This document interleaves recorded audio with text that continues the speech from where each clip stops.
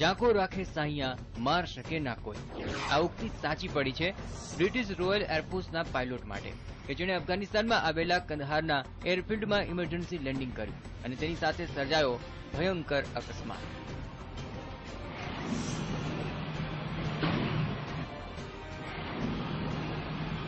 જી હા, અકસ્માત।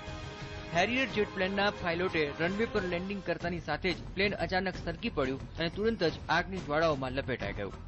જરા ધ્યાનથી જુઓ, જેટ પ્લેન જ્યારે રનવે પર લેન્ડિંગ કર્યું ત્યારે તરત જ તેના પાછળનો ભાગ જમીન સાથે અથડાયો અને તરત જ એરક્રાફ્ટમાં લાગી ગઈ આગ।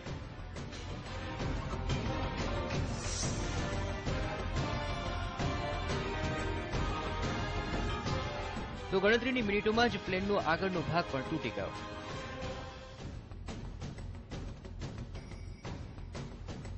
આગ એટલી ભયંકર હતી કે આગ પાયલોટના કોકપિટ સુધી પહોંચી ગઈ, પરંતુ તે જ સમયે પાયલોટે સમય સૂચકતા વાપરી અને ઇજેક્ટની સ્વિચ દબાવી દીધી। આ સાથે જ પાયલોટ પૂરા દબાણ સાથે એરક્રાફ્ટની સીટ સાથે ઉપર ઉછળી ગયો।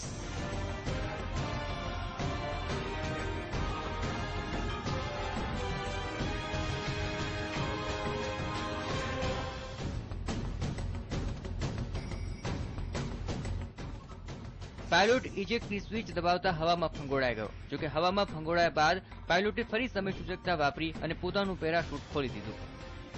અચાનક ઉભી થયેલી જીવ સટોસટની આ ઘટનામાં એક પાયલોટે પોતાનો જીવ બચાવવા ગણતરીની સેકન્ડમાં નિર્ણય લીધો અને સહી સલામત જમીન પર આવી પહોંચ્યો।